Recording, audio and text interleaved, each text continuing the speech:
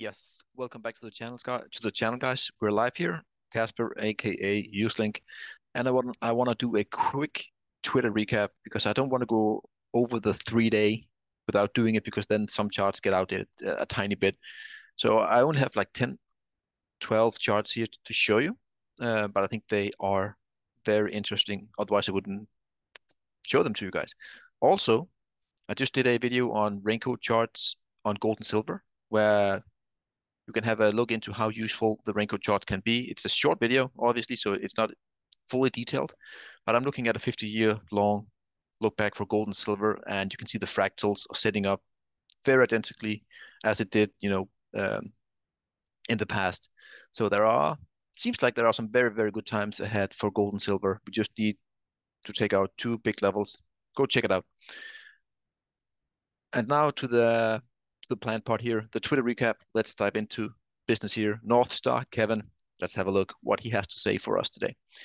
So far this century, gold has outperformed the SPX by over 160%. I wonder when this will start to matter to investors, especially given gold is breaking to the upside again. You know, gold are very close to getting above the all-time highs, which will happen within, I don't know, 6 months or so at max.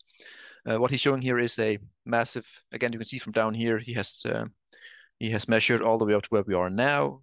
You can see it here, 170% outperformance by gold in relation to our beloved SPX. Also, he's also showing that we are breaking out here once again. Personally, I would draw it from wick to wick to wick.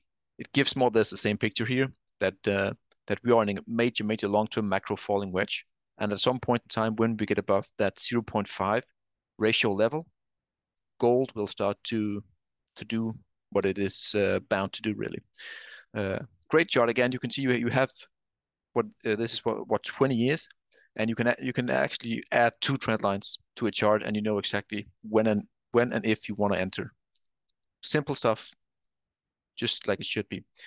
Dow Gold equals 1. Gold weekly line chart, cup and handle. Seen it many times before. Just want to reiterate this one again. You know, the cup and the handle, and when and if we can have a this is the monthly, not the weekly, but it's a monthly. You can see here. Minor detail, doesn't matter. So a monthly close above the 2K seals this on a line chart. Again, a raincoat chart says that we want to get above 2075, and yeah, so that in that zone, that's when this really starts to kick off. Beautiful here. This points to a move to $3K within. When we break that level, we will get close to 3K, maybe overshoot, but 3K in that range is where gold is going. Fong here again with First Majestic AG, massive falling wedge going back 2 years, 1 year, excuse me.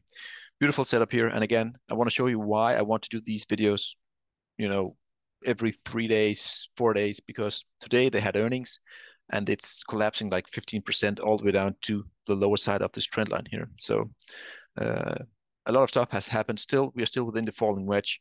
We might have a false breakdown here, but again, when silver gets above that $25, $26, this will shoot to the upside. There's no doubt about it in my view. But miners, gold miners and silver miners are still not joining the party. They want to, in my view, to confirm the breakout for gold and silver. Then they will be shooting up like madness. Bar chart here again, NVIDIA head and shoulders pattern. Will it hold the $400 level? Or is there a potential gap fill coming? The earnings gap here, still very much in play. Same thing.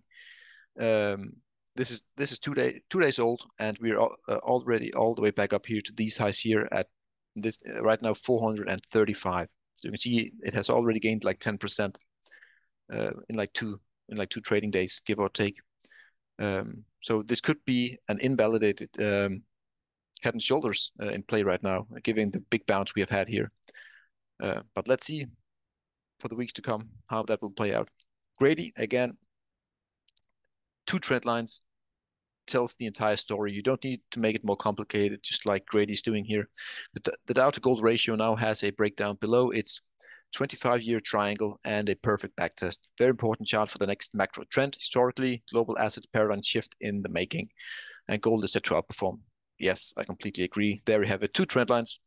That easy. Breakdown, retest, And when and if we can take out the lows here, I don't know the exact number, but the lows right here from the first breakdown, that's when you see the cascading effect in favor of gold against the Dow, really.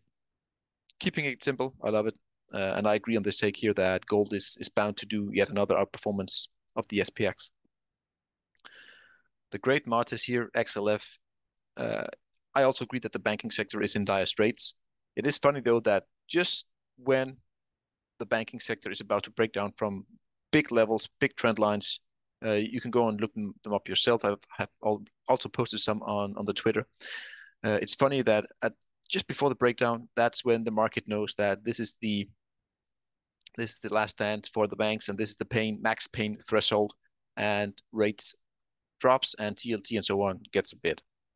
The markets are perfectly aligned here again. But again, I think the banking sector overall is still in dire straits, but we are seeing some big bounces here in the XLF as we speak. Again, that's why I want to do the charts not with too long of a duration in between. But yeah, if this plays out, we are going to have what is this, a $7 drop. So like a 20-25% move to the downside here for the banking sector. TAVI here again, noteworthy. It took 20 years for interest payments to reach 4.5% of GDP in the 70s and 80s. Today, receiving the exact same level took 3 years. So what he's pointing out here, that the move from here to here back in the 70s and 80s took 20 years to have that increase in interest payments relative to GDP. And now it only took 3 years. The saying, slowly, slowly, and then all of a sudden, same thing here again. And you can see here, it took 7 times faster this time around to reach those numbers, just showing you how unstable the system gets towards the end. And that's what we're seeing here, a system that is about to break down, starts to oscillate more and more and more. And that is what we're seeing, basically. Great, different take. I haven't seen this kind of chart before, so great take by Tavi, no doubt about it.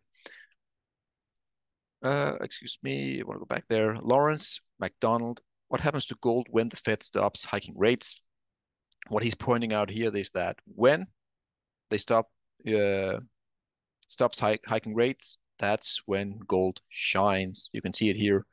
Rate hiking starts to go flat. Gold starts its move, and obviously then we have the big Fed cuts here. Same thing again, going flat, and that's when we stop the move, and then we have the rate cuts. So what will happen here?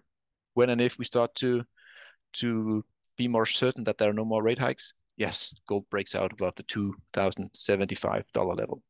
Great chart. I like it. I like it. Great again here. Now XAU in world currency units. So this is a basket of gold measured in different currencies. Has broken out yet again. Fiat currency roadmap. We have gold in CNY, CAD, and Euro, pounds, and so on. Also in Japanese JPY, all that good stuff. Yeah, you have this parabolic trend here, all the highs here. Now you can just see the previous month with a big fat green candle here, just confirming the back testing of the level here at 1,400. And now we're going to new all-time highs. That is my best case. But remember, this is an average of all the currencies and how gold performs. And as always, gold in USD, it's very, very often, or if not always, the last one to finally give in and make new highs because it is the best, in quote, fiat that there is. So Simon here, silver. If you're in the Ikemutu cloud and silver's price dance with it, then you might like to hear that the price is now above its daily chart. Again, I don't know that much about Ikemuku. It's difficult to say clouds, but what he's pointing out here is that now we have the price outside of the cloud. And to those who are very into it, I'm not that into this kind of indicator, but that is typically where you want to be.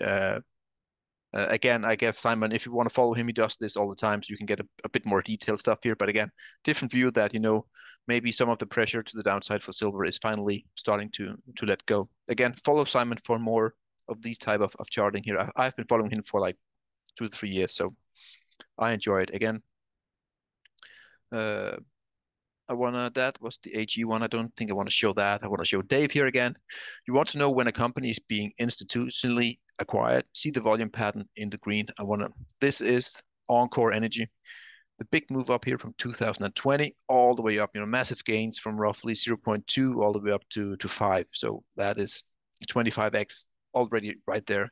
But you can barely see the volume right at this point in time because after we have broken out here and starting to incline to the upside, you can see volume is really, really kicking in, just completely dousing all the volume down here. These are big inflows into Encore Energy. Uh, and that's why in my view, if you have to pick one indicator, it should be volume. That's just how I say it. Volume just tells the story really. Because if you couldn't see the volume here, it was all flat and you had this move, then you should doubt it because there's no volume coming in. Yeah, the reason why I use volume on the chart. Last but not least, Andy, finding value finance, uranium, Cameco has a blue fractal overlaid over it from the last bull market. It is following it very well at this moment in time. So what he's trying to show here, again, the charts are very skewed because you have this massive up move here. But anyways, I want to show you. This is the move from over here, the initial mini bull. And yeah, then we had this parabolic move all the way up here. He has then copied it and then pasted it here just to try to align it. So if this is what we're seeing from here, and that is here, then we have some massive gains in the making. I'm not saying that we are, but fractals often rhymes. They don't play out to perfection, but they happen for a reason because it's the same human emotions over here is what we could be seeing over here. And yeah, if this is the case, we are in for one hell of a ride for the big Cameco. And as you know, I'm a big uranium bull, so I wouldn't mind. I wouldn't mind at all. That is what I had for you guys today. I hope you like these Twitter recaps, which is more or less 100% purely technical charting that I want to show you that I have found interesting, for the past few days. And again, follow these guys. They give me some great charts every single day, more or less. And yeah, have a great one, guys. I hope you enjoyed it. Leave comments below. Cheers.